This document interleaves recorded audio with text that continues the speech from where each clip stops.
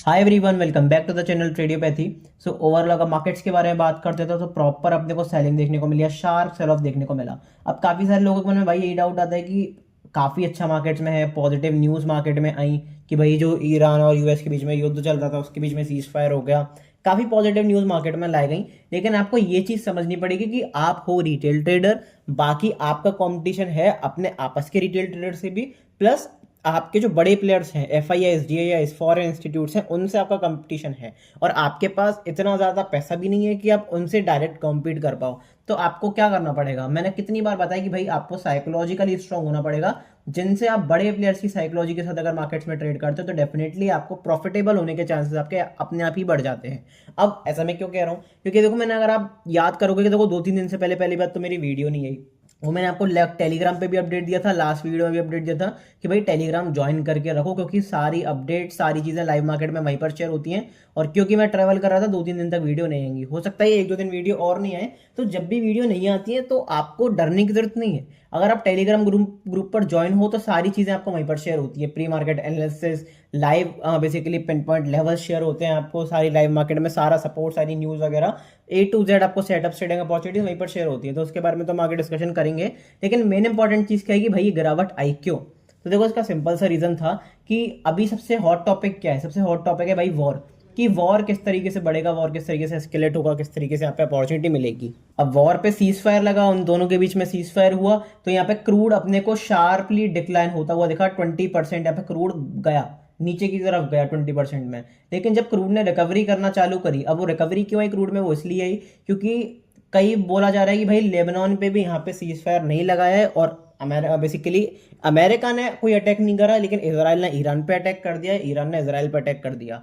अब कल अपना है भाई बहुत इंपॉर्टेंट डे, 10 अप्रैल को है। कहाँ पे 10 अप्रैल को है भाई, इस्लामाबाद में मीटिंग अमेरिका की और ईरान की। तो डिस्कशन वहां पे फर्स्ट राउंड जो है वो वहीं पर होगा कल के दिन, कि क्या देखने को मिलता है। और कल का ट्रेडिंग सेशन इसलिए भी इंपॉर्टेंट है, देखो कल अपनी एक तो मीटिंग होगी, मोस्ट प्रोबेबली तो मार्केट खत्म होने के बाद ही होगी, और वीकेंड पर जो भी न्यूज़ होगी मंडे उसको रिएक्ट करेगा। लेकिन आज मैंने आपको बताया था कि भाई आपको ओवरनाइट पोजीशन कैरी क्यों नहीं करके जानी चाहिए, क्योंकि आज अपने आने वाले हैं टीसीएस के क्वार्टर 4 के रिजल्ट्स।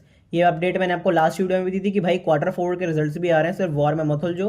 क्वार्टर 4 के रिजल्ट्स पे डेफिनेटली मार्केट रिएक्ट करेगा, और रिजल्ट्स एक्सपेक्टेशन से ज़्यादातर कंपनियों के कम ही आएंगे, क्योंकि जिस तरीके से यहाँ पे पिछला बार अपना क्वार्टर घटा है, कहीं ना कहीं मार्केट्स में कहीं ना कहीं कंपनीज में प्रॉफिट, आपको प्रॉफिटेबिलिटी लॉस होती हुई दिखेगी। और वो क्लियर कट आज के रिजल्ट्स या फिर थोड़े दिनों के रिजल्ट्स में हमें देखने को पता चल जाएगा। अब आज का जो अपना वीकेंड है ये वाला बहुत इंपॉर्टेंट है, क्योंकि इसमें टीसी है और बेसिकली टीसीएस के तो रिजल्ट आ ही रहे हैं, काफी सारी बैंकिंग कंपनीज के भी रिजल्ट आ रहे हैं, काफी इंपॉर्टेंट रिजल्ट्स अपने को देखने को मिलेंगे। प्लस ये जो वॉर का एस्केलेशन चल रहा है ये तो अलग चीज है ही। किस तरीके से प्लान करना है कल के लिए, कल अपनी वीकली क्लोजिंग है उसके बारे में डिस्कशन करेंगे। निफ्टी में क्या चार्ट पे दिख रहा है, ऑप्शन चेन क्या कह रही है भाई, ओआई डेटा क्या कह रहा है, वो सब कुछ ए टू जेड एनालिसिस मिलेगा। लेकिन उससे पहले सब्सक्राइब नहीं करें, सब्सक्राइब जरूर कर लें, ऑल वाला बटन दबा दें जिससे सारे नोटिफिकेशन आपको टाइम टू टाइम मिल जाया करें। एक रिक्वेस्ट मेरी छोटी सी रहेगी कि वीडियो को भाई लाइक नहीं कराए तो लाइक जरूर कर देना, क्योंकि आपका लाइक, आपका सब्सक्रिप्शन, आपका कॉमेंट ही है जो मुझे एक बूस्ट प्रोवाइड करता है कि मैं बेटर से बेटर कंटेंट आपके लिए बना पाऊँ। आपके लिए फ्री ऑफ कॉस्ट है, लेकिन ये मुझे दिल से खुशी देता है। अभी एक एक करके नंबर जब बढ़ता है ना, 210, 211, 212 सब्सक्राइबर्स हो गए, तो दिल से बहुत अच्छा लगता है कि भाई लोग सब्सक्राइब कर रहे हैं, लोग पसंद कर रहे हैं। डेफिनेटली अभी तक सब्सक्राइब नहीं करा तो सब्सक्राइब जरूर कर दें, जो भी कुछ पूछा करूँ कमेंट में आंसर करा करो, जिससे अपने बीच में एक बेटर कम्युनिकेशन डेवलप हो पाए। बिना किसी टाइम वेस्ट के अपनी तगड़ी सी वीडियो को स्टार्ट करते हैं। सबसे इंपॉर्टेंट फैक्टर अभी के मार्केट्स में क्या है भाई, क्रूड ऑयल। क्रूड ऑयल जो है बेसिकली वो चल रहा है ऑलमोस्ट $97 के आसपास। तो देखना पड़ेगा कि भाई ये यहाँ से रिबाउंड होकर अपने हाइस की तरफ जाता है, या फिर एक बाउंस के बाद दोबारा यहाँ से सेलिंग देखने को मिलती है। तो मोस्ट इंपॉर्टेंटली ये एक ट्रिगर रहेगा कि भाई स्टॉक मार्केट किस तरीके से परफॉर्म करेगा, क्योंकि ये भी हीट टॉपिक यही है। और डेफिनेटली आप खुद देखना अगले वीकेंड पे बहुत जोरदार रिएक्ट करने वाला है, क्योंकि कल के दिन जब मीटिंग होगी तो ब्रेंट क्रूड में आपको मूवमेंट दिख जाएगा, लेकिन एमसीएक्स पे जो क्रूड है उसके अकॉर्डिंगली अपने स्टॉक मार्केट भी रिएक्ट करेंगे, सब कुछ चीजें रिएक्ट करेंगी। अभी फिलहाल एक बार ब्रेंट क्रूड के बारे में बताना चाहूँ तो ब्रेंट क्रूड ने एक इंपॉर्टेंट अपने एक जोन से सपोर्ट लिया, जो कि ये वाला अपना जोन था। ये जोन मैंने आपको पहले ही बताया था, क्योंकि स्विंग लो था और वहीं से इसने सपोर्ट लिया, लिक्विडिटी स्वीप करा, फिर सपोर्ट लिया, यहाँ पे देखो रेजिस्टेंस लिया, यहाँ पे सपोर्ट लिया। सारे सेलर्स की यहाँ पे बेसिकली सारे बायर्स थी, उनकी लिक्विडिटी खाए, सबने सेलिंग करी, और फिर यहाँ पे बड़े प्लेयर्स ने यहाँ पे क्रूड को ऊपर की तरफ भगाया। अब ये बेसिकली न्यूज़ बेस्ड है थोड़ा सा, क्योंकि भाई किस न्यूज़ पे रिएक्ट करेगा कि मीटिंग किस तरीके से होती है, ऑयल प्राइस किस तरीके से हाइक होती है। आज काफ़ी इंपॉर्टेंट न्यूज़ भी थी, तो उसके बारे में 2 मिनट में ज़रूर डिस्कशन करना चाहूँगा। टेलीग्राम ग्रुप पे मैं सारी चीज़ें बता देता हूँ, तो भाई न्यूज़ का बहुत ज़्यादा असर होता है। आप मैं मोस्ट इंपॉर्टेंटली क्या है कि भाई लिंक डिस्क्रिप्शन में दिया हुआ है, पिंड कमेंट में दिया हुआ है। टेलीग्राम ग्रुप जरूर जाके ज्वाइन कर लेना, फ्री ऑफ कॉस्ट आप कर सकते हो। 5 मिनट की एक नॉमिनल प्रोसेस है, उसे कंप्लीट करोगे, फ्री ऑफ कॉस्ट आप इस ग्रुप को ज्वाइन कर सकते हो। सारी अपडेट, सारी ट्रेडिंग अपॉर्चुनिटीज, एजुकेशनल पर्पज के लिए सारे सेटअप्स, न्यूज़ वगैरह सब कुछ आपको बताता हूँ। अब मैं आप सोचते हो कि भाई आप तो खुद ही कहते हो कि न्यूज़ को आप ट्रेड कर ही नहीं सकते, क्योंकि न्यूज़ तो हमें नहीं पता न्यूज़ क्या है, बड़े प्लेयर्स को पता है न्यूज़ क्या है। लेकिन न्यूज़ का फायदा क्या होता है?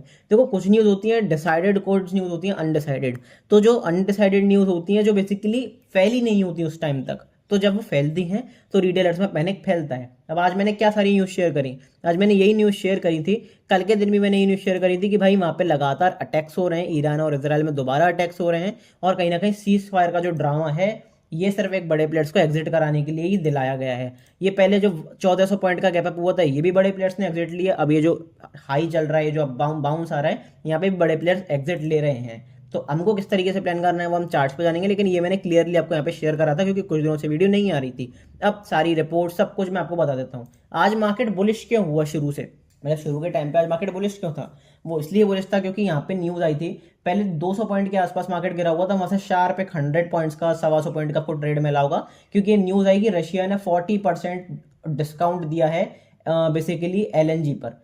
ठीक है, तो यहाँ पे अल्टीमेटली इंडिया को काफी बड़ा फायदा हुआ इससे, और रशिया ने जब ऑफर करा तो वो पता नहीं डील होगी कि नहीं, वो अलग बात है, लेकिन कहीं ना कहीं रशिया ने जब ऑफर करा और ब्लूमबर्ग के रिपोर्ट से ये पता चला न्यूज, तो कहीं ना कहीं फिर पॉजिटिविटी मार्केट्स में लौटी।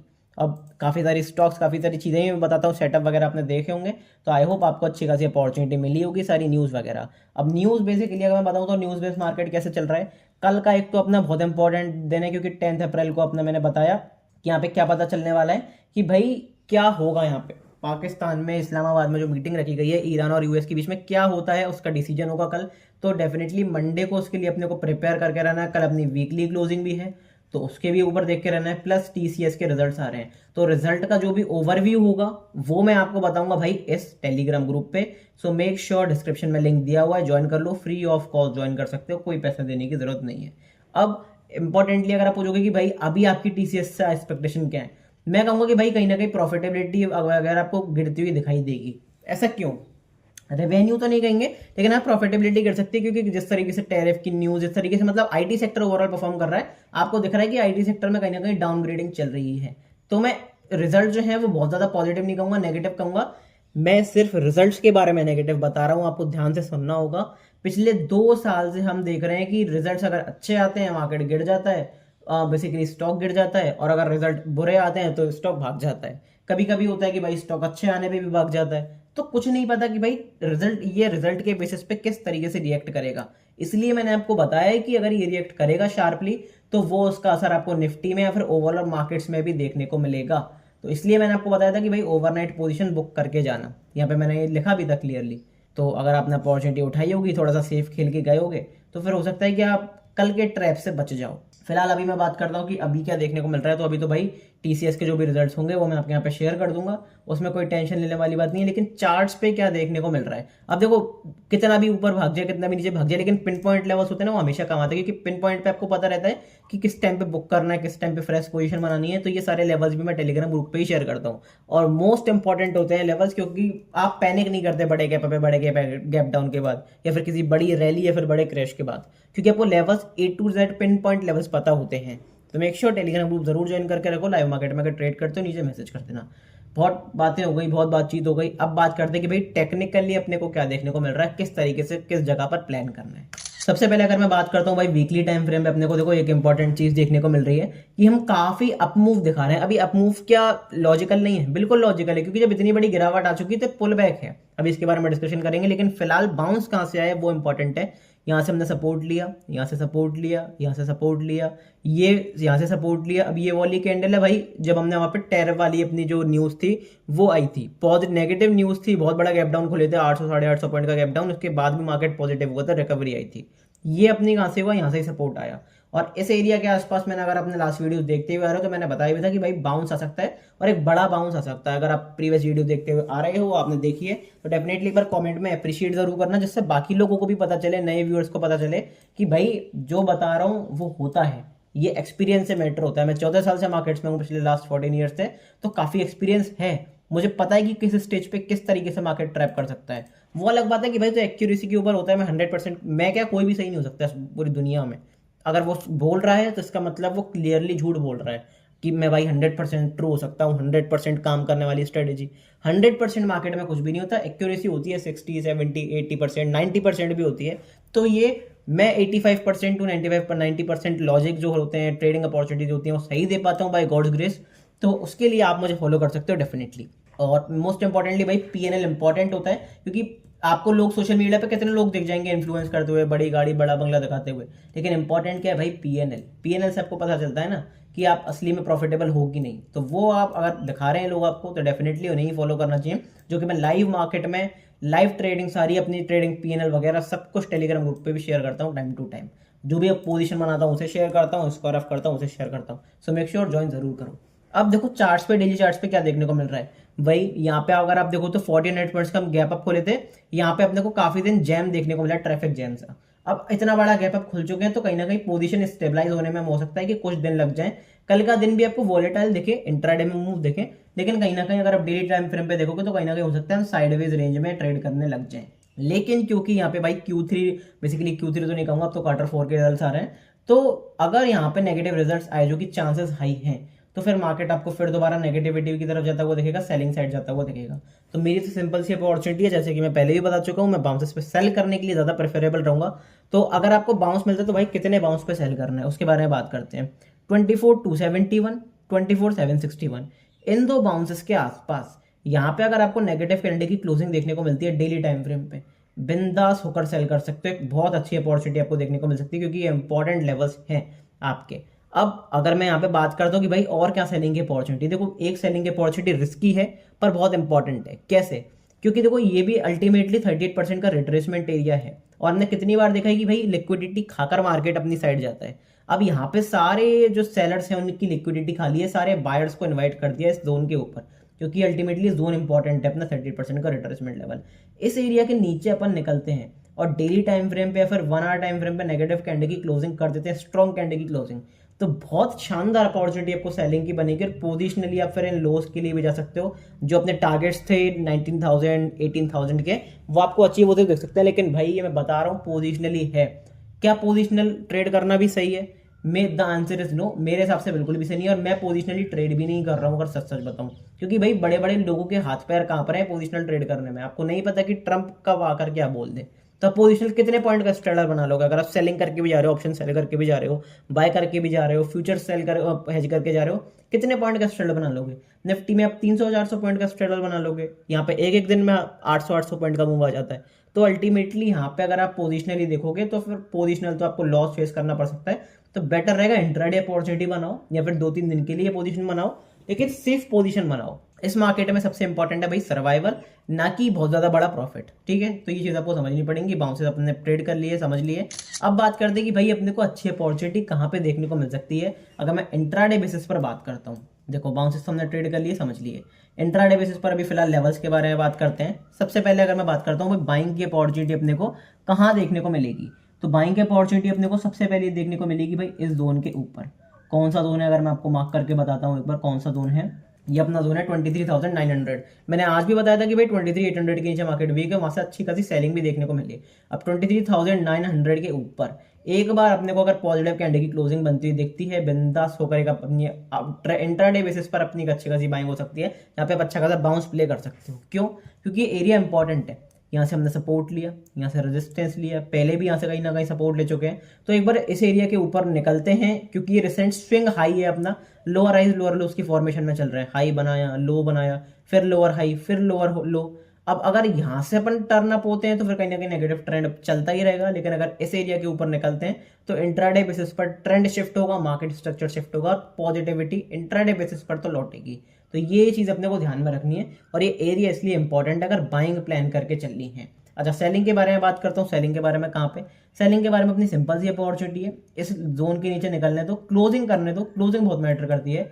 23,700 काफ़ी इंपॉर्टेंट एरिया है। 23,700 के नीचे अगर अपने को नेगेटिव कैंडल की क्लोजिंग देखने को मिलती है 15 मिनट टाइम फ्रेम पे, बिंदास होकर सेल करेंगे। अच्छी opportunity on the down side आपको इंट्राडे बेसिस पर देखने को मिल सकती है, क्योंकि एक तो अपना डेलो भी है, प्लस इसके नीचे अगर आप देखोगे बहुत बड़ा गैप पेंडिंग है। अगर मैं आपको मेजर करके दिखाता हूँ पॉइंट वाइज कितना बड़ा गैप पेंडिंग है, तो आप देखोगे कि ये इतने 550-600 पॉइंट का गैप पेंडिंग है। अब क्या 550 पॉइंट एक साथ गिर जाएगा? नहीं, डेफिनेटली नॉट। तो आपको लेवल्स मार्क करने पड़ेंगे, पहला ये टारगेट, दूसरा ये टारगेट, तीसरा ये टारगेट आप मान सकते हो। इस तरीके से आपके टारगेट निकलेंगे, जो कि मैं आपको लाइव मार्केट में शेयर करता हूँ। जो पिन पॉइंट लेवल्स हैं वो यही है कि पैनिक ना करो, लेवल टू लेवल ट्रेड करो, तो अच्छी खासी सिस्टमेटिक अप्रोच के साथ आपको अच्छी अपॉर्चुनिटी देखने को मिलती रहे। ठीक है, ये अपनी बात हो गई सिंपल सी। अच्छा, अब क्या बाउंस पे सेल करके चलें या फिर बेसिकली यहाँ पे डिप का वेट करें? देखो, मार्केट स्ट्रक्चर अगर आप देखोगे तो यहाँ पे डेफिनेटली आपको पॉजिटिविटी दिखेगी, क्योंकि देखो अगर हम देखें यहाँ से तो हाई बनाया, लोअर हाई बनाया, लोअर लो बनाया, फिर लोअर हाई बनाया, फिर लोअर लो बनाया, हाई बनाया, लो बनाया, लोअर हाई, लोअर लो। अब आपको दिखेगा कि हम लोअर हाई बना चुके हैं, लेकिन इंपॉर्टेंट क्या है, अगर हम इन जोन के ऊपर निकलते हैं तब कहीं ना कहीं अपने को पॉजिटिविटी देखने को मिलेगी। क्योंकि जितना भी मूव है किस वजह से आया है? ये आया है न्यूज की वजह से। ये मार्केट की स्ट्रेंथ की वजह से नहीं आया, ये आया न्यूज क्या चल रही है। अब सबको पता है भाई कि न्यूज के अगर मैं बारे में बात करता हूँ तो मैं बिल्कुल भी भाई सेटिस्फाइड नहीं हूँ इस न्यूज से। क्यों भाई, क्यों सेटिस्फाइड नहीं हूँ इस न्यूज से? क्योंकि आपको देखना पड़ेगा, ये जो क्रूड महंगा हो रहा है इससे किसका फायदा हो रहा है? इससे अमेरिका का फायदा हो रहा है, बिल्कुल हो रहा है। क्योंकि यहाँ पे अगर वेनेजुएला से इसको तेल निकालना है, बेचना है, सेलिंग करनी है, तो क्रूड महंगे भाव में बिक रहा है ना भाई। तो ये तो धंधे वाला आदमी तो कैपिटलिस्ट है। तो अगर क्रूड महंगे भाव में बिक रहा है तो अमेरिका को फायदा हो रहा है, ट्रंप को फायदा हो रहा है। क्या ईरान को फायदा हो रहा है? बिल्कुल हो रहा है, क्योंकि भाई एक तो उसने टोल भी लेना चालू कर दिया, प्लस उसे महंगे भाव में भी बिक रहा है तेल, तो उसे फायदा हो रहा है। रशिया को फायदा हो रहा है, बिल्कुल हो रहा है, क्योंकि वो भी भाई एक्सपोर्टर है ऑयल का। तो दिक्कत कैसे हो रही है भाई? इंडिया जैसी कंट्री को, जो इम्पोर्टर है, जो लार्ज इम्पोर्टर है ऑयल की, उन्हें दिक्कत हो रही है, और उन्हें हमारी समस्या से कोई भी मतलब नहीं है। क्योंकि ये बिजनेस, ये जो वर्ड है ये फाइनेंशियल वर्ड है, बिजनेस वाला वर्ड है। कोई मतलब नहीं है कि दूसरा देश मर जाए, खत्म हो जाए, किसी को कोई मतलब नहीं है लिटरली। तो आपको देशभक्ति थोड़ा साइड में रखकर ये देखना पड़ेगा कि भाई फाइनेंशियल वर्ड, इकोनॉमिक वर्ड किस तरीके से परफॉर्म करता है, तो ज्यादा बेटर मार्केट में रह पाओगे। अगर देशभक्ति दिखाते रह गए हर जगह पर, तो फिर आप अंधभक्त बन के रह जाओगे, देशभक्त नहीं अंधभक्त बन के रह जाओगे। क्योंकि देश के लिए आपको स्टैंड लेना पड़ेगा। लगा सकते हो आप डिप के ऊपर, डेफिनेटली यहाँ पे बाय ऑन डिप लगा सकते हो। मैं पर्सनली नहीं लगाऊंगा, क्योंकि यहाँ पे मार्केट स्ट्रक्चर अभी भी चेंज नहीं हुआ है। क्योंकि अपने लोअर हाई, रिसेंट लो बना, अब यहाँ पे हाई यहाँ पर बनाए, इस एरिया के आसपास बनाए, इस जोन के आसपास बनाए, इस जोन के आसपास इंट्राडे में हम क्लोजिंग करते हैं, निकलते हैं, तो फिर कहीं ना कहीं पॉजिटिविटी आएगी मार्केट में।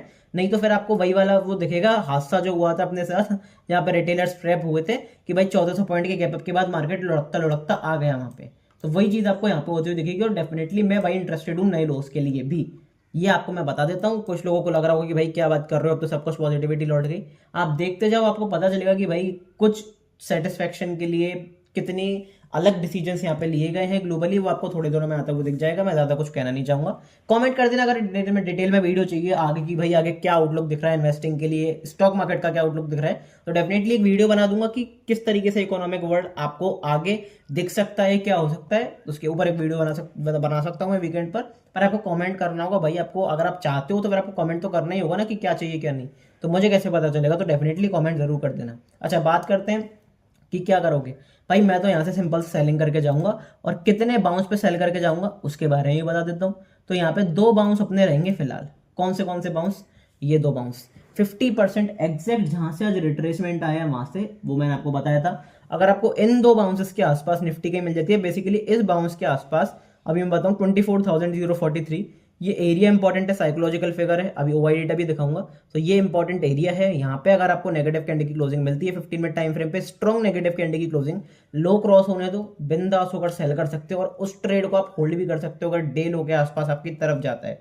क्योंकि यहाँ से शार्प सेलिंग आपको बांधते दिख सकती है, क्योंकि अपने एग्जैक्ट एरिया 50% एरिया क्या होता है? की एरिया होता है। इसके ऊपर निकल जाते हैं तो फिर कहीं ना कहीं ट्रेंड रिवर्सल शिफ्ट होने के चांसेस बढ़ जाते हैं। 100% नहीं, चांसेस बढ़ जाते हैं। और इसके यहाँ से अगर हम ट्रेंड के साथ चलते हैं तो फिर चांसेस बहुत हाई हैं कि हम ट्रेंड के साथ ही जाएं, क्योंकि अपना ट्रेंड नेगेटिव, और यहाँ से अगर रिट्रेस करते हैं, ऑलरेडी आई थिंक कर चुके हैं, तो इसके नीचे अगर हम निकलते हैं तो फिर बिंदास सेलिंग आपको बनती हुई दिख सकती है। तो उसके लिए आपको प्रिपेयर रहना है।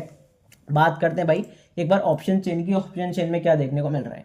ऑप्शन चेन में आपको देखने को मिलेगा भाई प्रीमियम्स अभी भी बहुत महंगे हैं। सिर्फ फ्राइडे, मंडे, ट्यूसडे 2-3 दिन रह गए हैं अपने एक्सपायरी के, और आपको प्रीमियम्स दिखेंगे ultimately 400 point.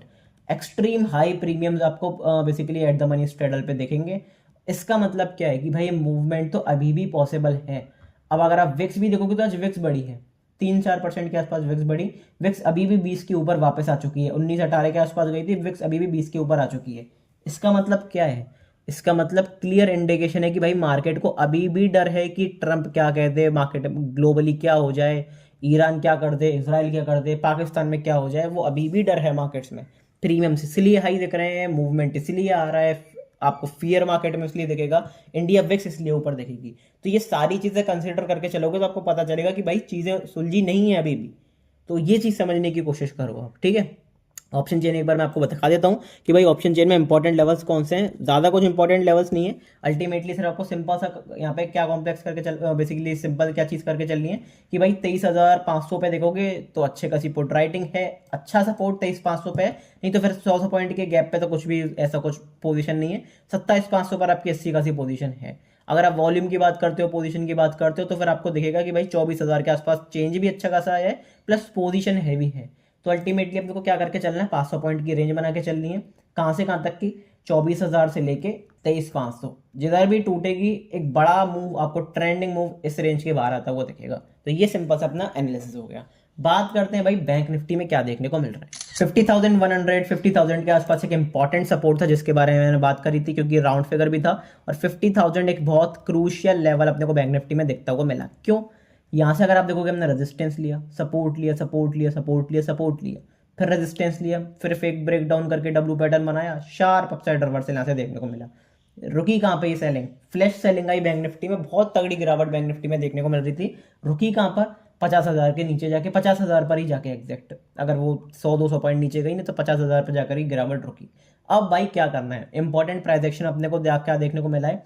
Doji morning star pattern कैसे, वो एक बार मैं आपको बताता हूँ। निफ्टी में भी देखने को मिला है। अब ये अगर आपको याद होगा, पुरानी वीडियोस देख रहे हो तो मैंने बताया था कि भाई लॉ ऑफ एवरेज वाली बात होती है। 1 2 3 4 5, एक तो 5 रेड कैंडल देखने को मिल गई, प्लस डोजी कैंडल जब लास्ट में देखने को मिली तो मैंने बताया था कि भाई यहाँ से बाइंग क्यों आ सकती है, और एग्जैक्टली वहां से बाइंग आई है। मैं कुछ नहीं कह रहा हूँ, आप प्रीवियस एनालिसिस वीडियो पड़ी हुई है, चैनल पर रखी हुई है, तो आप उन्हें जाकर देखो, तब आपको पता चलेगा कि मैंने क्या बताया था क्या नहीं। एक बार चलो आप इस वीडियो के बाद जाकर देखना, आई बटन पे मैं वो वीडियो भी लिंक कर दूंगा, चलो आपकी हेल्प के लिए, कि आप इस वीडियो के बाद उस वीडियो पे जाकर देखना कि मैंने वीकली टाइम फ्रेम पे क्या एनालिसिस करा था। ओके, आई बटन पर लिंक कर दिया, जाके जरूर देख लेना, चैनल पर जाकर देख लेना, ठीक है। बात करते हैं कि भाई बैंक निफ्टी में क्या देखने को मिल रहा है। बैंक निफ्टी में तो भाई पैनिक सेलिंग देखने को मिल रही है, और मैंने कितनी बार बताया कि बैंक्स कहीं ना कहीं आपको मूविंग एसेट्स मान के चलना है। मतलब अगर गिरावट आती है तो भी तेज आएगी, बढ़ते हैं तो भी शार्पली सबसे पहले आपको बैंक निफ्टी ही मूव करता हुआ दिखेगा। तो जब मार्केट का बुल रन आएगा, अभी करेक्शन का टाइम है, अभी धीरे मंदी का टाइम है, जब बुल रन आएगा तब बैंक निफ्टी ये आपको भागता हुआ दिखेगा, फाइनेंस सेक्टर ये आपको भागता हुआ दिखेगा डेफिनेटली। तो उसके लिए आपको प्रिपेयर रहना है। बात करते हैं कि भाई क्या करना है। सबसे इंपॉर्टेंट चीज क्या थी कि भाई इसने रिट्रेसमेंट भी कहां से लिया है? 50% रिट्रेसमेंट जो मैंने निफ्टी में बताया वही बैंक निफ्टी में देखने को मिला। कौन सा लेवल था ये था भाई 50,800 के आसपास का लेवल। अब क्या करना है? वही इन दो बाउंसेस के आसपास आपको मिलती है नेगेटिव कैंडल की क्लोजिंग, डेली टाइम फ्रेम पे, वीकली टाइम फ्रेम पे, तो बिंदास होकर सेल करके चलना है, क्योंकि भाई चीजें उतनी नहीं सुधरी हैं। प्लस बैंकिंग के रिजल्ट से मैं बहुत ज्यादा एक्सपेक्टेशन नहीं रख रहा हूँ। अब देखो टीसीएस के रिजल्ट से देखो एक एक्सपेक्टेशन क्या रखी जा सकती है, क्योंकि डॉलर का प्राइस और आईएनआर का प्राइस अगर आप देखोगे तो मतलब आईएनआर डेप्रिसिएशन जैसे बोलते हैं, तो कहीं ना कहीं आईएनआर डेप्रिसिएशन तेजी से हुआ।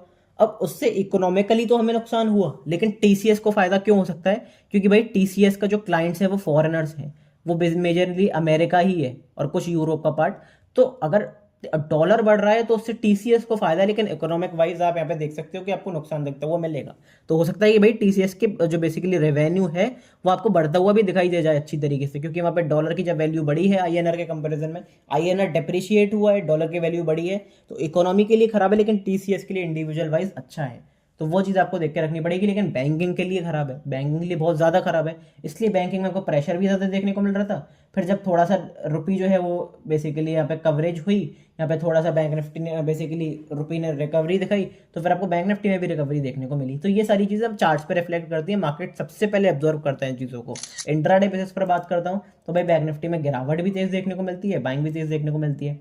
अब क्या प्लान करके चलना है उसके बारे में बात करते हैं। सबसे पहले बात करते हैं कि भाई बाइंग कहाँ पे आएगी। तो बाइंग का मेरे लिए एक इंपॉर्टेंट जोन ये वाला है 55,170 के ऊपर। जब हम निकलेंगे 55,170, बहुत ज़्यादा दूर नहीं है, 200-300 पॉइंट दूर है। यहाँ से इसके ऊपर एक बार हम निकलते हैं, पॉजिटिव कैंडल की क्लोजिंग करते हैं 15 मिनट टाइम फ्रेम पर, बिंदास होकर एक अपसाइड मोमेंटम आपको बन सकता है इंट्राडे बेसिस पर। क्यों? यहाँ से हमने सपोर्ट लिया, फिर रेजिस्टेंस भी लिया, फिर यहाँ से सपोर्ट लिया। एक बार इसके ऊपर निकलेंगे तो कहीं ना कहीं ट्रेंड शिफ्ट होगा इंट्राडे बेसिस पर, और अच्छी खासी आपको इंट्राडे में अच्छा बाउंस का मूव देखने को मिल सकता है। सेलिंग की बात करता हूँ तो भाई सिंपल सी बात है, डे लो के नीचे एक बार क्लोजिंग चाहिए। कौन सा एरिया है अपना, अगर मैं एरिया की बात करता हूँ तो 54,660, 650 मान के चलो, 54,650 इस एरिया के नीचे निकलते हैं। सिर्फ निकलने से काम नहीं चलेगा, नेगेटिव कैंडल की क्लोजिंग मिलती है, लो टूटता है, बिंदास होकर सेल कर सकते हैं, क्योंकि बहुत बड़ा गैप आपको पेंडिंग मिलेगा बैंक निफ्टी में भी, और अच्छे खासे लेवल्स आपको अचीव होते हुए मिल जाएंगे। अब पिन पॉइंट लेवल्स में भाई मैं शेयर कर देता हूँ टेलीग्राम पे, तो वहाँ पे आपको ज्वाइन हो जाना है। बात करते हैं कि भाई यहाँ पे क्या बायस बना के चलना है। तो देखो यहाँ पे भी सेम बायस है, यहाँ पे कोई बहुत ज़्यादा हम भेदभाव नहीं करेंगे, और मैं तो पर्सनली बिल्कुल भी नहीं करूँगा, क्योंकि यहाँ पे अगर ये टूटेगा, बैंक्स टूटेंगे तो शार्पली बैंक्स ही टूटेंगे, उसके आगे आपको परफॉर्म बेसिकली देख के चलना है। तो जो एरियाज अपने निकले थे 57,205, 55,820, इन दो एरियाज के आसपास बैंक निफ्टी कहीं मिल जाता है, बड़ा गैप है, बड़ा गैप कुछ भी हो जाता है, इन एरियाज के आसपास मिल जाता है। 50 मिनट टाइम फ्रेम पे नेगेटिव कैंडल क्लोजिंग मिलती है। सबसे इंपॉर्टेंट क्या है कि भाई वॉल्यूम चेक करना है, चार्ट्स पे वॉल्यूम लगा कर रखना। बड़ी कैंडल मिलती है, वॉल्यूम बड़े वॉल्यूम के साथ रेड कैंडल, या फिर कोई नेगेटिव प्राइस एक्शन देखने को मिलता है, बिंदास होकर सेल करना। इंट्राडे बेसिस पर अगर करेज दिखाओगे, छोटा सा stop loss, better risk reward के साथ एक बहुत बड़ी अपॉर्चुनिटी आपको बैंक निफ्टी में भी और निफ्टी में भी देखने को मिल सकती है। मेरा पर्सनल अगर आप व्यू मानोगे तो मैं थोड़ा कहीं ना कहीं नेगेटिव हूँ, प्लस मुझे ऐसा लगता है कि थोड़ा बहुत होल्ड भी बनता है, क्योंकि इतने बड़े गैप अप के बाद ना पोजीशन एक्यूमुलेशन बहुत मुश्किल हो जाता है बड़े प्लेयर्स के लिए। क्योंकि आप सिंपल सी लॉजिक समझो, जो यहाँ पे अगर मान लो कोई सेल करके गया होगा, तो उसके लिए एज अ ऑप्शन बायर अगर आप देखोगे तो वहां पे आपको देखेगा कि अल्टीमेटली प्रीमियम जीरो ही हो जाएगा इस वाला, बैंक निफ्टी में नहीं हो, मंथली एक्सपायरी में। मैं सिर्फ निफ्टी की बेसिस पे बात कर रहा हूँ। अगर आप इस तरीके से देखोगे तो निफ्टी में यहाँ पे यहाँ वाला प्रीमियम जीरो ही हो गया होगा, तो उसने पोजीशन एग्जिट नहीं करी होगी अपनी। ये चीज समझने की कोशिश करो। तो कहीं ना कहीं अगर मार्केट नीचे आता है तो फिर वो पोजीशन अपनी एग्जिट करेगा, और मुझे पर्सनली ऐसा लगता है कि यहाँ से सेलिंग आपको दोबारा एक सेलिंग का राउंड जरूर देखने को मिल सकता है। तो उसके लिए भी अपने को प्रिपेयर रहना। नेगेटिविटी में मार्केट में थोड़ा बहुत मान रहा हूँ। अब हॉल्ट क्यों हो सकता है, क्योंकि भाई पोजीशन एक्यूमुलेशन बहुत मुश्किल हो जाता है जब इतना बड़ा गैप अप गैप डाउन हो जाए, चाहे वो बड़ा प्लेयर हो चाहे छोटा प्लेयर हो, सारे प्लेयर्स के लिए। तो उसके अकॉर्डिंग अपने को प्ले करके चलना है। जो भी कुछ होगा टेलीग्राम ग्रुप पर शेयर कर दूंगा। वीडियो अच्छी लगी तो डेफिनेटली लाइक कर देना, चैनल को सब्सक्राइब कर देना। मिलते हैं अगली वीडियो में टेलीग्राम ग्रुप पे, तब तक के लिए goodbye, thank you very much.